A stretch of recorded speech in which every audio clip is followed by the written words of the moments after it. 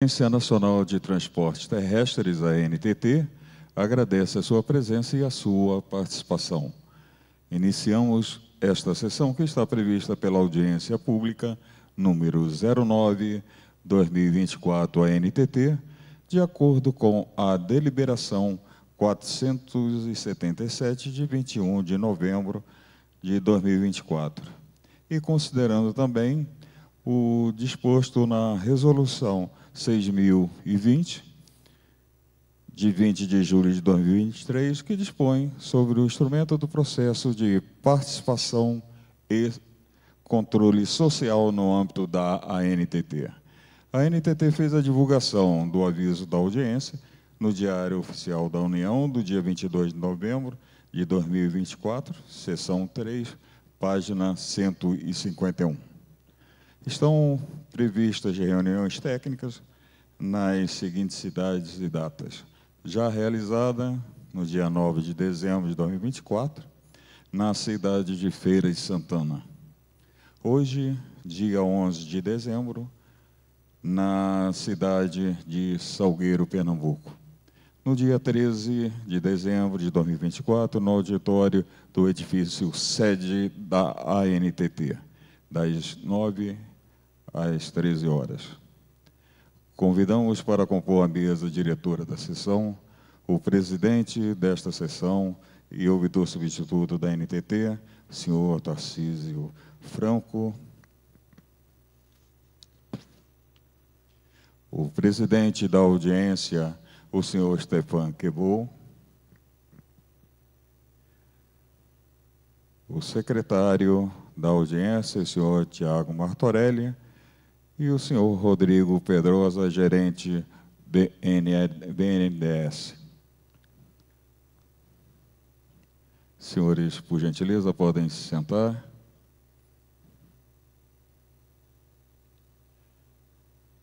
Com a palavra, o presidente da sessão, o senhor Tarcísio Franco.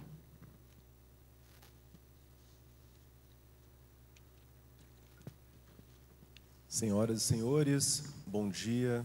Em nome da ANTT, gostaria de saudar os participantes desta sessão presencial.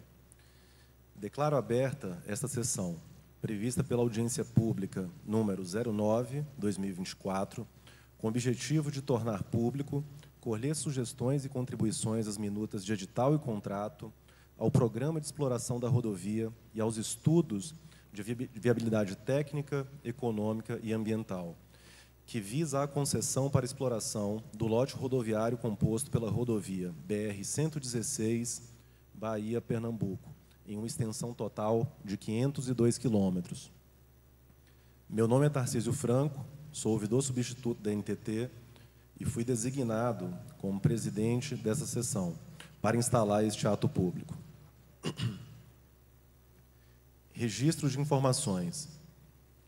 As informações específicas sobre a matéria, bem como as orientações acerca dos procedimentos relacionados à realização e participação na sessão da audiência, estarão disponíveis a partir do dia 22 de novembro de 2024, na íntegra, no sítio https://www.gov.br/ANTT/PTBR, Participação Social, Audiência Pública número 9/2024. Informações e esclarecimentos adicionais poderão ser obtidos pelo endereço de e-mail ap009_2024@antt.gov.br. Esta sessão está sendo filmada e ficará disponível no canal ANTT no YouTube. Período de contribuições escritas por meio do Sistema de Participação Pública na ANTT, participante, é do dia 29 de novembro de 2024 até às 18 horas do dia 12 de janeiro de 2025, horário de Brasília. Não serão recebidas contribuições por escrito durante as sessões presenciais. Da forma de participação. O direito de manifestação oral, durante esta sessão presencial, está condicionado ao credenciamento prévio do interessado. O limite para a manifestação oral será, impreterivelmente, de 6 minutos para cada interessado previamente inscrito. Apresentação da proposta. Feito o registro dessas informações, convido o presidente da audiência, senhor Stéphane Quebot, para fazer a apresentação do tema.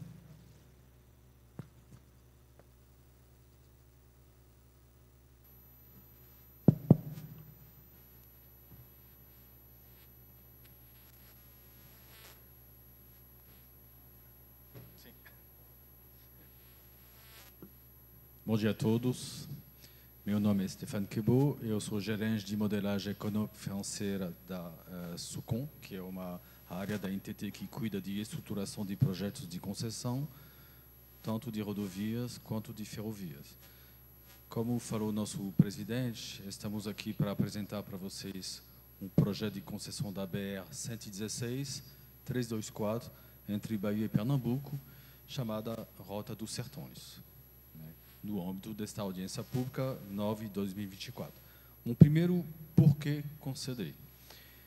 Eu vou trazer várias informações para vocês para poder justamente entender a importância desse projeto para a gente e para vocês.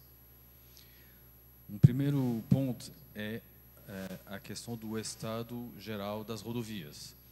A Confederação Nacional dos Transportes, a CNT, costuma fazer uma pesquisa anualmente sobre uma boa parte da malha rodoviária brasileira, né, e atribuir notas, né, a cada uma dessas rodovias.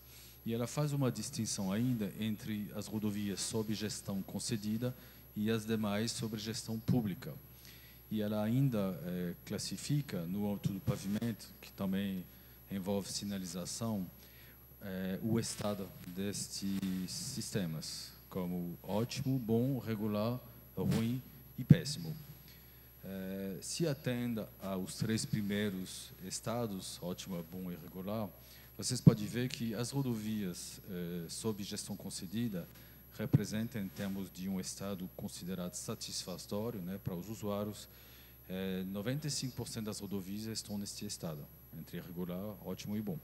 Se a gente olhar a gestão pública, a gente está falando de 67%, ou seja, 2/3 das rodovias estão nesse estado.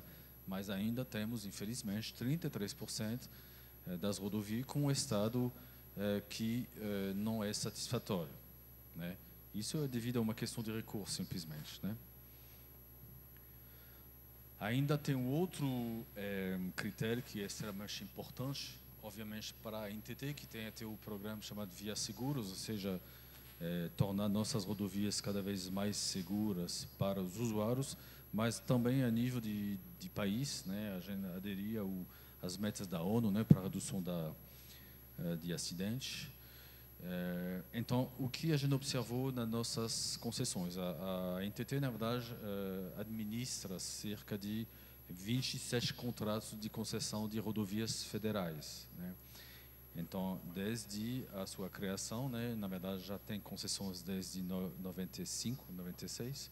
Então, ela fez uma análise entre os anos de 2015 a 2023 e, nas nossas concessões, conseguimos, com as concessionárias, com ações educativas, com a ação conjunta da PRF, reduzir em 22% o número de óbitos nas rodovias, reduzir também de 10% o número de feridos graves e ainda reduzir em 18% os números de acidentes.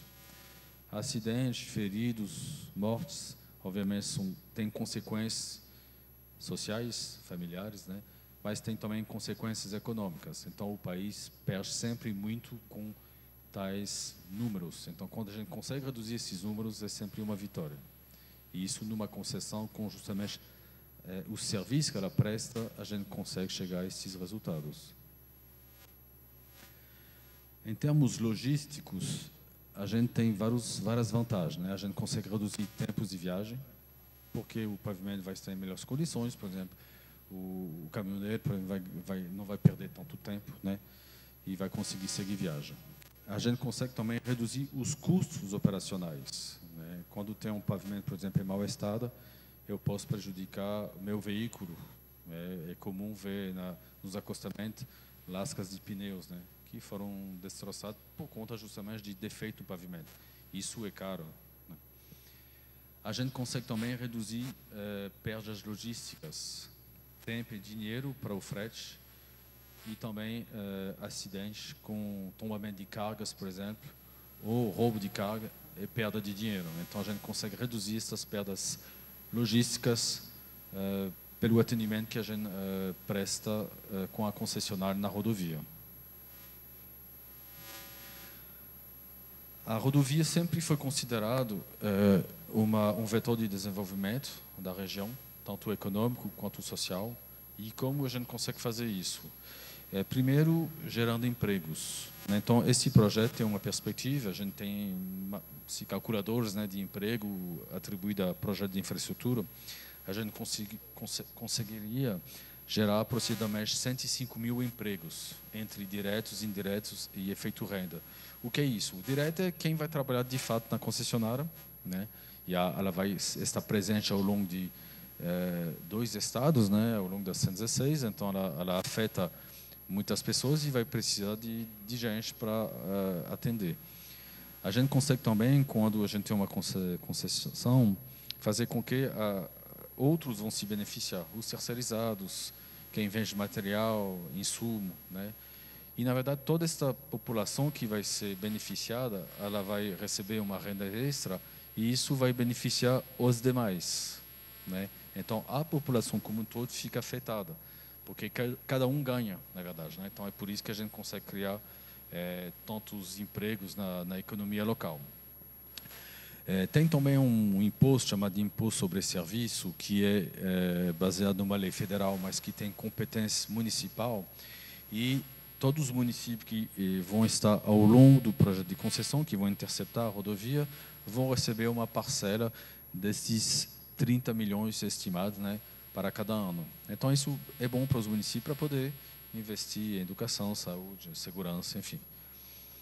E, por fim, a gente não pode esquecer que para o país progredir e se desenvolver, a gente precisa de pesquisa. A pesquisa é o que faz as coisas avançarem, né? Não é só feijão com arroz. A gente precisa de algo um pouco mais desenvolvido para poder pensar à frente, né? Então, tem um recurso chamado de desenvolvimento tecnológico que permite fazer com que a concessionária vá poder executar pesquisas. Pesquisas, geralmente, feitas por instituições de pesquisa, universidades, geralmente universidades locais, né? Isso é muito bom porque promove a pesquisa na região impactada. Isso é comum, a gente já passou por muitos mestrados e doutorados financiados por recursos de desenvolvimento tecnológico. Então, o país agradece, é bom para ele e é bom para todo mundo. Bom, agora eu vou apresentar de fato o projeto para vocês. Aqui está um mapa do projeto de concessão entre Feira de Santana e Salgueiro, mas exatamente ele contempla a BR-116 Pernambuco, entre Salgueiro e a divisa com Bahia, depois a 116 Bahia da divisa até o contorno de Feira, pegando a parte oeste, né, de Feira, o contorno de Feira, e contempla também a BR-324, que é a outra alça do contorno de Feira. São 16 municípios interceptados. A extensão do projeto total é de 502 quilômetros. O CAPEX, ou seja, o CAPEX são os investimentos que vão ser realizados na rodovia, é de 3,19 bilhões de reais. E a operação, que consiste no OPEX, que é tudo que não é investimento, salários, tributos, verbas, seguros e por aí vai, está estimada em 4,58 bilhões de reais. O prazo previsto para esse projeto de concessão é de 30 anos. Alguns números ainda. O volume de veículos que está previsto, em média, para cada praça é de 7.353 quilômetros. Se a gente converter em eixos tarifados, significa um volume por prazo para o ano 2 de 18.948 eixos, né, equivalentes. A previsão de progressão do tráfego ao longo do projeto é de 2,17%. A proporção entre o CAPEX, ou seja, os investimentos e a receita, é de 38%. Isso mostra o grau de investimento que a gente tem neste projeto.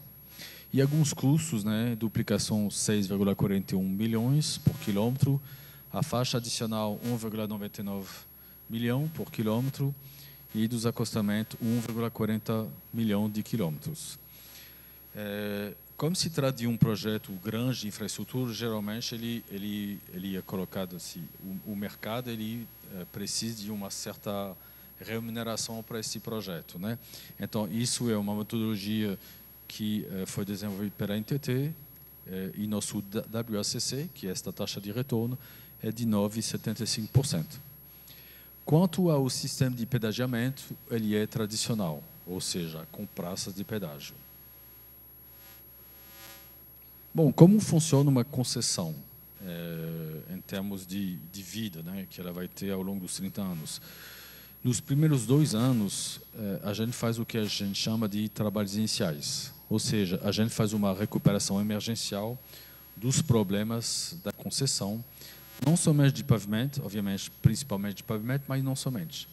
A gente também trata de obras de arte que podem estar em estado crítico, de taludes que talvez estão prestes a desmoronar, da faixa de domínio como um todo, né, com capina, roçado, para poder justamente trazer o estado do sistema como um todo mais adequado para o usuário.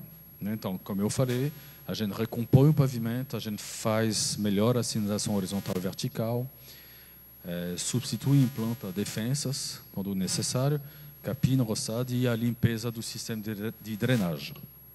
A partir deste momento, a gente entra numa nova fase que é de recuperação, que vai durar 6 anos, no ano 3 ao ano 8. Esta vez eu faço o quê? O que eu fiz nos 2 primeiros anos foi mais paliativo. Mas o pavimento ele tem um certo ciclo de vida, né? Por exemplo, a 116 é um projeto antigo. Então, para restabelecer as características originais deste pavimento, eu vou fazer o que eu chamo de recuperação. Aí é algo muito mais profundo, por isso que demora mais, para que o pavimento volte a seu estado original, né? Isso também vale para outras estruturas de pontes, por exemplo, né? E aí, depois da recuperação, eu vou manter este pavimento do jeito que eu restaurei. Então, isso vai durar do ano 9 até o final da concessão. Falando de investimentos, né, previstos neste projeto, tem previsão de 1,7 km de duplicações, 5,2 km de faixas adicionais, 452 km de acostamentos, 35 dispositivos de interseções, que sejam dispositivos novos ou remodelados, e 6 obras de arte especiais novos ou então a alargar. Ainda tem 14 passarelas para pedestres previstas, 1 ponto de parada e descanso para caminhoneiros. Isso é uma exigência legal, mas, na verdade, é algo essencial. A gente está fazendo isso em todos os nossos projetos, de prever o que a gente chama de PPD, para justamente permitir que o caminhoneiro tenha o lugar seguro, limpo, para poder parar e descansar. Então, isso é uma obrigação da concessionária de implantar um PPD nesse projeto. Tem previsão de 29,1 km de vias marginais, 28 pontos de ônibus e 400 metros de melhorias de pontos críticos, que são aqueles pontos que geram muito acidente. Uma curva muito fechada, um pavimento que não está numa inclinação desejada, esse tipo de coisa. Olhando agora o mapa de forma mais detalhada, então aqui estamos na parte de Pernambuco. O que está previsto aqui, justamente, eu vou até mostrar um mapa detalhado depois, em Salgueiro. Na chegada da cidade tem previsão de duplicação, né, de 1,7 km de via, associada a vias marginais de cada lado, né? E ainda na chegada em Salgueiro, tem previsão de 5,2 quilômetros de faixas adicionais, né? Bom, aqui na 116 Bahia, quais são as principais obras? 20,5 km de vias marginais, nos perímetros urbanos de Canudos e Euclides da Cunha, 400 metros, já falei, de melhorias de pontos críticos e 452 km de acostamentos implantados. Vocês podem também ver no mapa que tem obras DENIT, né, nesta parte aqui, entre Santa Bárbara e Tucano. De fato, tem previsão de obras pelo DENIT, obras no sentido amplo de duplicação, implantação de acostamentos, dispositivos, né? Então, isso, como esses projetos esses contratos, desculpe, foram paralisados, né, no âmbito do DENIT e estão sendo retomados. Então, assim que isso for constatado, obviamente, isso será previsto no projeto, né? A gente, na verdade, já está prevendo esta ampliação de capacidade entre Tucano e Santa Bárbara, para poder justamente integrar o projeto. Se não, na 324, que é já em Feira de Santana, tem a previsão de 5,2 km de vias marginais no contorno. Também, para o contorno, o DENIT já está com previsão de retomar de um contrato para ampliação de capacidade e melhoria como um todo do trecho. Então, aqui está o detalhamento das intervenções em Salgueiro. Então, vocês podem ver que tem a duplicação, acompanhado por vias marginais, duas interseções para fazer a conexão, né, entre os dois lados, uma passarela, 2 pontos de ônibus. De forma geral, também, a gente adequa o sistema de iluminação, quando tem travessias urbanas. Bom, mais detalhes em relação aos investimentos e custos operacionais. Eu não vou detalhar muito não, mas só para explicar para vocês o que eu já detalhei, né? Vocês podem ver a parte dos trabalhos iniciais, recuperação, manutenção e as ampliações, né? Que todas as obras que eu detalhei para vocês correspondem a 1,24 bilhão de reais neste projeto, né? Quanto ao OPEX, né, os custos operacionais, tem uma parcela aqui muito importante chamada conservação, que é o quê? Não se trata só de fazer esta manutenção que eu expliquei para vocês e pronto. No dia a dia sempre ocorre eventos, ocorrências, né, ao longo do trecho. Uma formação choveu, uma formação de panela, né, no pavimento. Isso é normal, acontece. Então, a conservação é este dia a dia na rodovia. Quebrou uma lâmpada, uma coisa assim, uma barreira, alguém bateu numa barreira. Então, a Conserv tem por objetivo sempre atuar diariamente, né, para poder tornar o sistema o mais operante possível. Senão, outra grande parte do OPEX é a operação em si do sistema rodoviário, com 2,49 bilhões de reais. Pronto. Aqui é mais um exemplo para mostrar para vocês como funciona. Isso é o que a gente chama de fluxo de caixa, né? Ou seja, como estão distribuídas as despesas da futura concessionária ao longo do tempo, e as barras em azul claro representam, na verdade, o período de obras. Então, para esse projeto, o período de obras estará compreendido entre o 3º e o 7º ano. Por que esperar o 3º ano? Porque antes a concessionária tem que fazer duas coisas importantes. Apresentar os projetos para a NTT, para que a NTT possa avaliar se o que ela pretende fazer está adequado ao que a gente previu, né? Então, vai ser objeto de uma análise para a NTT. E segundo, porque geralmente, dependendo da obra, tem que tirar licenças ambientais. Isso não é imediato, demora cerca de 2 anos e meio. Então, por isso, a gente colocou as primeiras obras no 3º ano. Mas, como eu expliquei para vocês, logo no início, na verdade, o primeiro dia depois da assunção do sistema pela concessionária, ela vai entrar no trecho e começar a fazer esta fase de trabalhos iniciais, da qual eu falei para vocês, né? Ao longo do prazo também, do tempo também, vocês podem ver que este azul mais escuro é o que eu chamei de manutenção, ou seja, não tem um ano que não tem uma intervenção por parte da concessionária no trecho.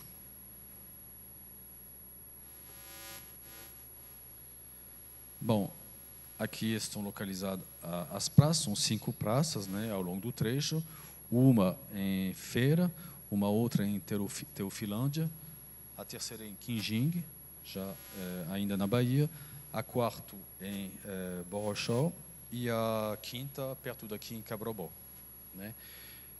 A tarifa encontrada para esse projeto, com todas as despesas que eu citei para vocês, vai ser de 8,9 centavos por quilômetro, né?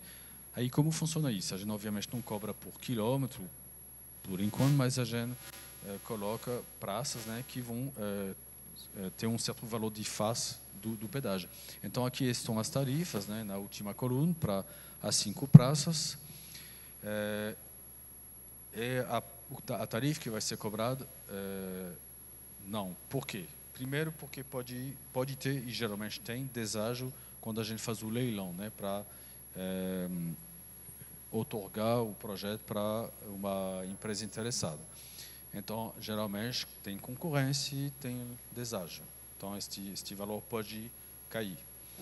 Segundo, porque tem outras formas de incentivo para o usuário, que são o seguinte: se o usuário utilizar um tag, que é uma etiqueta eletrônica que vem colado no para-brisa, né, e que permite passar na praça sem parar, né, com o cancela levantando automaticamente, ele tem um desconto de 5% na tarifa, né? E ainda tem um outro mecanismo chamado DUF, que é desconto do usuário frequente, que é o seguinte: tem lugares que as pessoas vão e vêm numa mesma praça ao longo do mês. São chamados de usuários frequentes. Da casa para o trabalho, da casa para a faculdade, enfim. E eles, na verdade, acabam, algumas vezes, utilizando parte do trecho e sendo cobrado de todo o valor de face, né, que está justamente na última coluna. Então, para isso, a gente inventou um mecanismo que é o seguinte: eu faço uma conta de... Pode passar? Eu faço uma conta de qual poderia ser o desconto para este usuário nessa praça. Se o fato dele usar muito pouco a rodovia é verificada, eu vou diminuir aos poucos a tarifa para esse usuário. Ou seja, ele vai passar ao longo do mês e a cada vez que ele vai passar, até a 30ª passagem, ele vai ter uma tarifa reduzida. Em alguns casos, a redução da tarifa vale até 90% da tarifa original, né?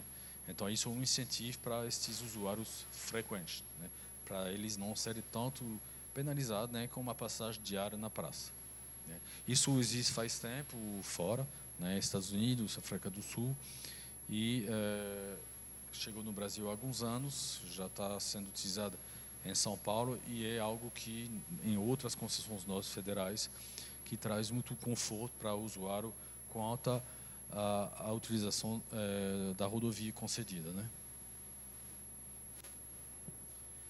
Bom, eu falei de obras para vocês, mas temos também, isso é o grande diferencial da operação da concessionária, a operação, né? Então, o que a gente tem para operar? O que é operar a rodovia? Primeiro, a gente tem um centro de controle operacional, CCO, que simplesmente é o cérebro da concessão. Nele tem operadores que vão acompanhar. A gente tem um sistema de câmera de circuito fechado de TV ao longo da rodovia, não em toda a rodovia, mas em alguns pontos dela. Então, estas câmeras estão sendo projetadas as imagens no CCO. Então, os operadores podem ver se tem, por exemplo, uma ocorrência, né, e agir em consequência. Eles são conectados com as equipes de atendimento. E aqui, quando eu falo de atendimento, eu estou falando de atendimento médico, né, com ambulâncias que tem que chegar numa determinado local de acidente em 20 minutos. Tem também atendimento mecânico, com guinchos, tanto para veículos leves quanto pesados, que tem um pouco mais de tempo para chegar, mas, enfim, vão ajudar o usuário. E tem também uma inspeção de tráfego, que é um veículo que vai passar o tempo todo na rodovia para ver se não tem incidente. Eu falei para vocês, formação de uma panela. Isso é o veículo de inspeção de tráfego que vai comunicar ao CCO para alguém da equipe de conservação atuar, por exemplo. Se tiver um animal na pista, a inspeção de tráfego vai avisar o CCO para mandar um caminhão para prender com uma gaiola, né, para prender o animal. Então, isso é feito pelo CCO. Ao longo do projeto, tem previsão de 10 bases de serviços operacionais, que são essas edificações embaixo, né, que permitem tanto o usuário poder parar para tomar uma água, para descansar, se ele quiser, quanto para as equipes de atendimento ficarem esperando serem chamadas pelo CCO. Né? Ainda temos previsão de um posto de pesagem veicular fixo no projeto, ou seja, ter uma balança, né, que vai permitir avaliar os excessos de peso no projeto.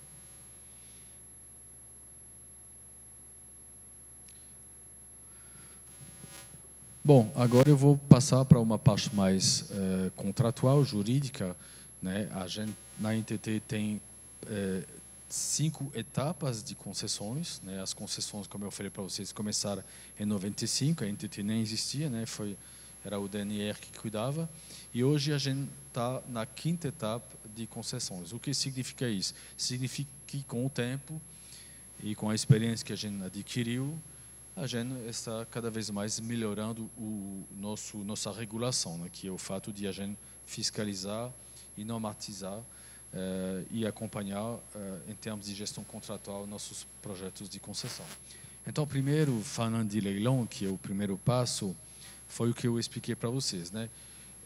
O leilão é baseado na menor tarifa, ou seja, eu mostrei para vocês as tarifas que a gente está prevendo para esse projeto.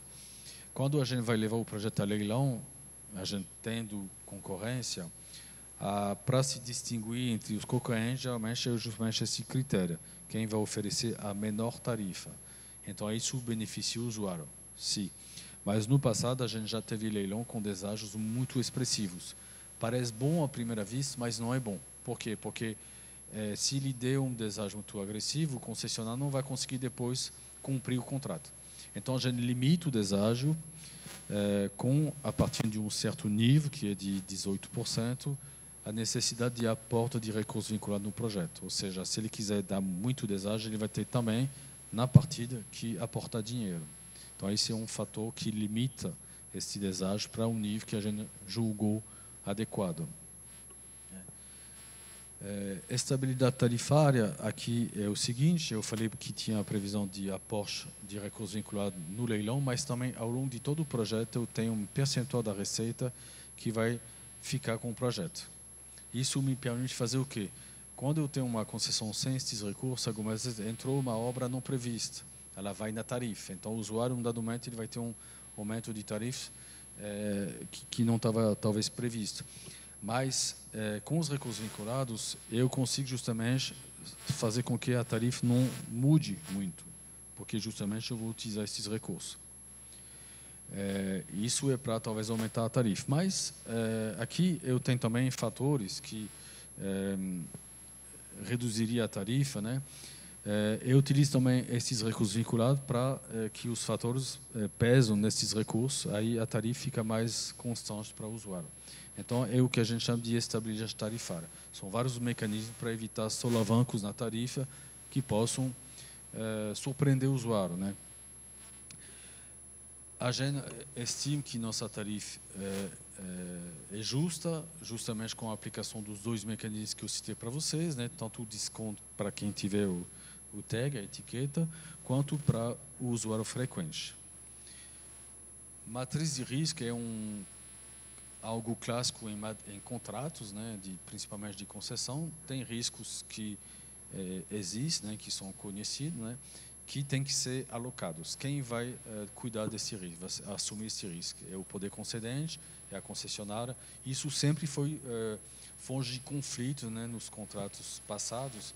Então, aqui, para a 5ª etapa, a gente tentou melhorar esta questão de alocação de riscos, né, para proteger o projeto e criar incentivo para o cumprimento do contrato, né? Ou seja, proteger o projeto e também proteger o usuário com um contrato que vai ser seguido a risco.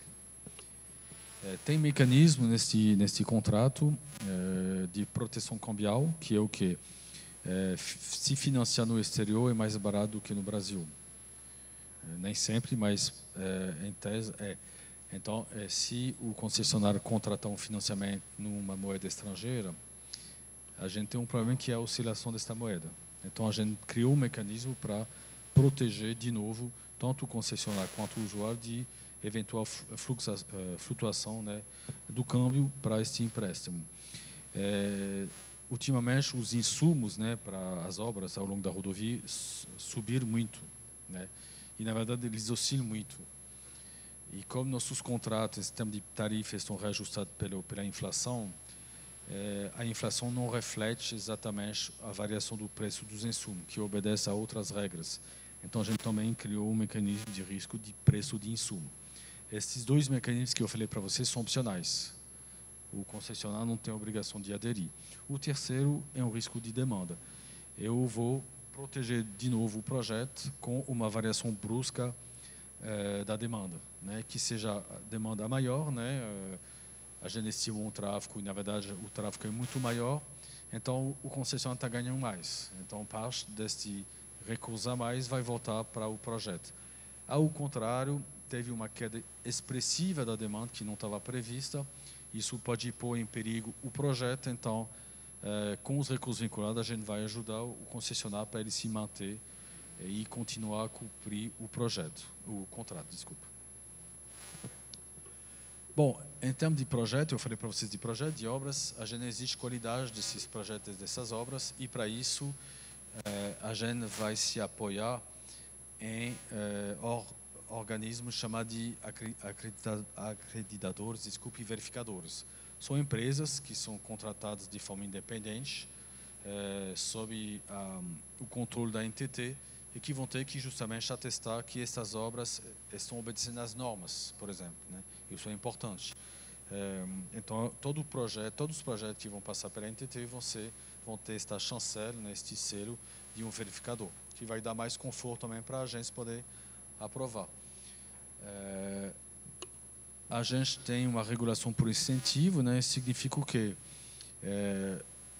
Eu tenho interesse que o concessionário cumpra o contrato. Então, para isso, algumas vezes eu posso utilizar uma cenourinha para fazer com que ele vai cumprir. Isso é bom para mim, bom para o usuário, né? Então, por exemplo, a gente tem uma reclassificação tarifária após a conclusão dos investimentos. Significa o quê? Antigamente, eu já previa que ia ter duplicação no projeto e eu já botava isso na tarifa. Aí, se o concessionário não cumprisse, não executava essas obras, já estava na tarifa. Hoje, a gente faz diferente. Eu só vou mudar a tarifa se ele executar a obra. Então, isso é um incentivo. Eu estou incentivando o concessionário a fazer essas obras, porque senão ele não vai receber esta receita. Mas, por outro lado, algumas vezes ele não executou porque não era algo que dependia dele. E ele vai perder esta receita. Então, a gente dá uma segunda chance para ele para poder recuperar uma parte da receita, sabendo que perda de receita para um concessionário geralmente pode ter muito prejuízo para o projeto, né? E, de novo, quem vai sofrer com isso é o usuário. Tem também a questão de sustentabilidade ambiental. A agência está muito engajada, né, em relação à sustentabilidade. Temos no nosso planejamento estratégico, inclusive, um pilar que é ESG, né, que é ambiental, social e governança. Ao longo dos nossos projetos, a gente acabou de desenvolver parâmetros socioambientais em colaboração com órgãos como o UFC, também o BNDES, né? O UFC, o braço técnico do Banco Mundial. Então, no nosso contrato, tem uma série de exigências socioambientais para o concessionário cumprir. A gente pode falar, obviamente, da parte ambiental, que é mais comum, mas de proteção das populações afetadas, por exemplo, das populações que vão ser deslocadas se tiver obra que leva a isso. Então, tudo isso está previsto neste contrato, né? Tem também uma previsão de carbono zero para neutralizar as emissões da operação da concessionária, né? E você sabe que ultimamente as mudanças climáticas estão levando a muitos estragos, né, ao longo das rodovias. Então, quando uma rodovia está fechada, é um prejuízo imenso, né, para a sociedade. Então, a gente previu uma verba nesse contrato e no uso da quinta etapa para poder justamente ter obras mais resilientes. Pode ser, por exemplo, algumas vezes uma ponte que vai ser alterada. Por quê? Porque quando o rio sobe, ela fica inundada. Então, isso eu posso corrigir com a engenharia de uma forma bastante simples, mas para isso eu preciso de recurso. Então, nesse contrato tem previsão de recursos de resiliência climática. Ao longo de um contrato de concessão também a gente sempre tem controvérsias, né? A gente discorda com a concessionária, estou falando da agência, do governo, né? Isso geralmente a primeira via para resolver isso é a via judicial, mas a via judicial não se revelou tão célere, né? Então a gente está partindo para outras soluções mais rápidas, mais simples, né? Que são a arbitragem, né? E o dispute board, que é também uma forma muito mais simples de resolver esses projetos, né? Desses problemas, desculpa. Então isso já está previsto nos nossos contratos também. Tem um conflito com a concessionária não é bom, né? Não leva a lugar nenhum, ninguém ganha, e quem perde é o usuário. Então é isso que a gente quer tentar evitar. Eu falei para vocês de praças de pedágio, né, no sentido clássico, ou seja, tem uma praça na rodovia onde tem que parar ou passar para pagar o pedágio. A NTT está muito imbuída em outra tecnologia que é sem parar, né, que é um pórtico que a gente chama de free flow, pedágio eletrônico. Então, isso está sendo testada em outras concessões da NTT, e o que a gente está fazendo agora com os novos projetos é de prever que, se o futuro concessionário quiser, em vez de implantar a praça, ele pode escolher por implantar este pórtico free flow, né? Que tem várias vantagens, que é de não parar, então reduz a emissão de poluentes, principalmente para os veículos comerciais, quando tiver que frear na praça e depois acelerar. Evita também acidentes, não é raro ter acidentes nas praças.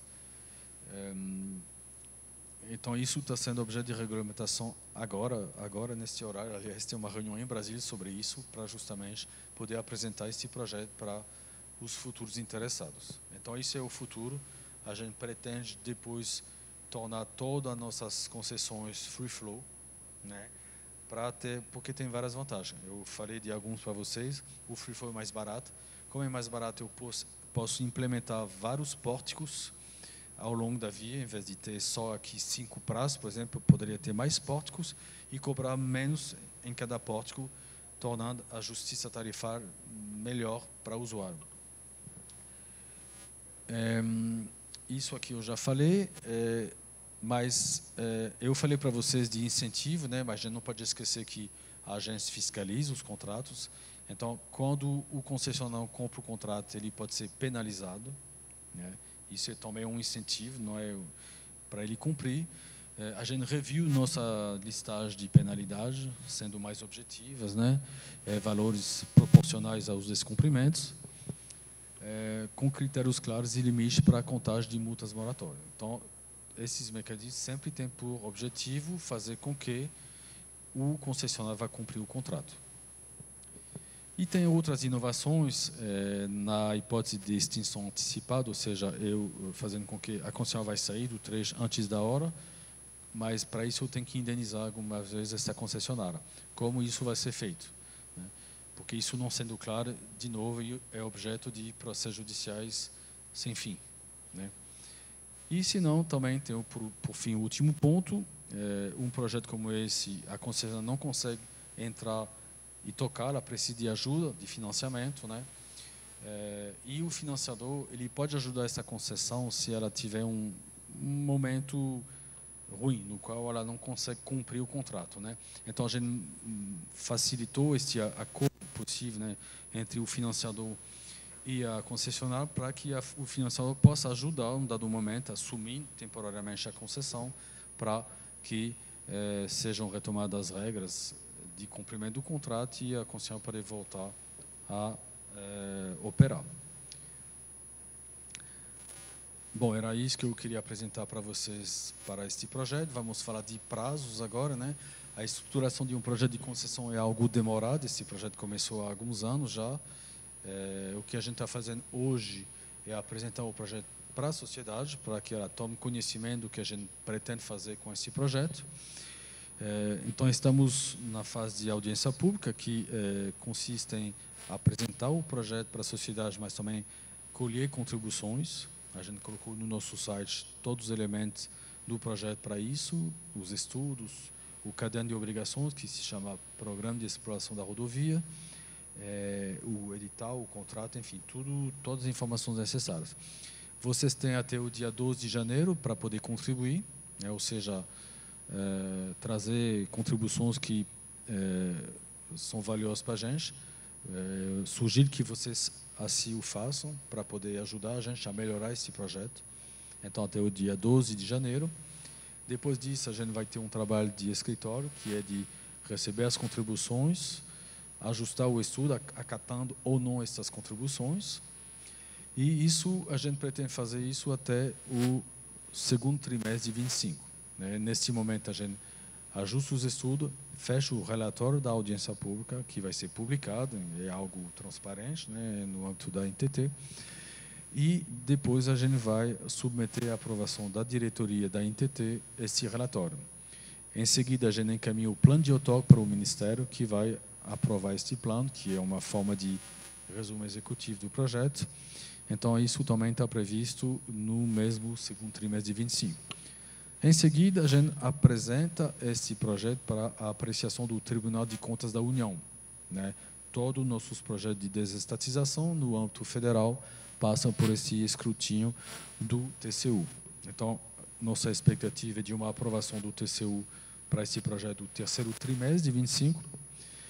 Em seguida, a gente pode finalmente publicar o edital, ou seja, colocar esse projeto para concorrência, por meio de um leilão que vai ocorrer o primeiro trimestre de 26. Depois tem toda uma série de trâmites, abertura da empresa concessionária, que faz com que o início da concessão esteja previsto para o quarto trimestre de 2026. É isso. Aqui está um QR Code com mais informações sobre o projeto. O link também está no site da audiência pública. Se vocês quiserem ver algo mais interativo, mapas, números, obras, está tudo neste link que está aqui para vocês. É isso. Obrigado.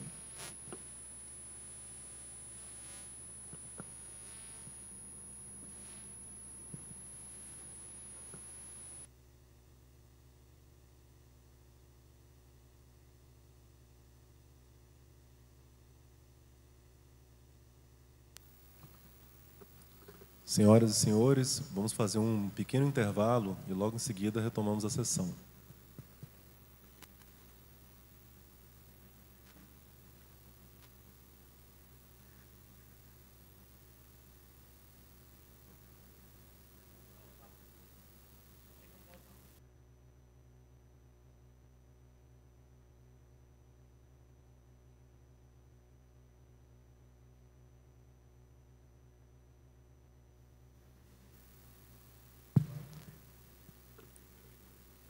Retomando a sessão, chamada dos inscritos para manifestação oral.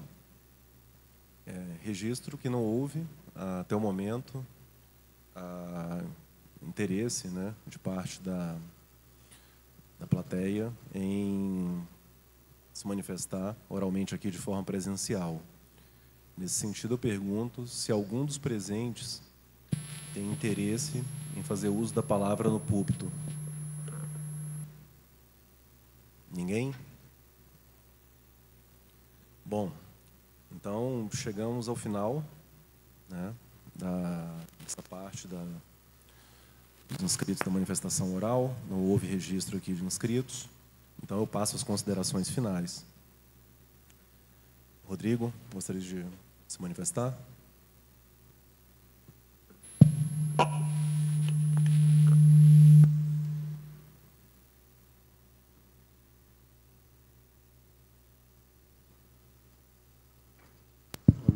Alô.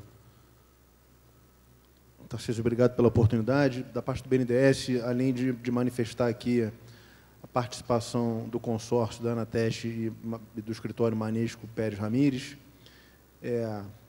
manifestar aqui a nossa satisfação com a perspectiva, né, da gente ter o projeto finalmente sendo concluído e levado à licitação. E é mais um projeto aqui, fruto da parceria do BNDES com o Ministério do Transporte, com a NTT. Obrigado.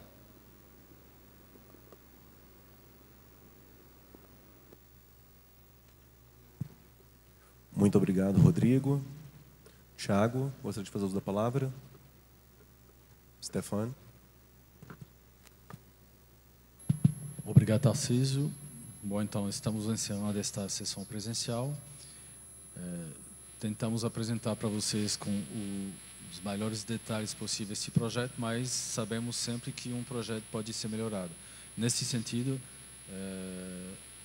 repiso que o prazo de contribuições vai até o dia 12 de janeiro. Esperamos as contribuições para poder acatar ou não, analisar e incluir no projeto. Obrigado.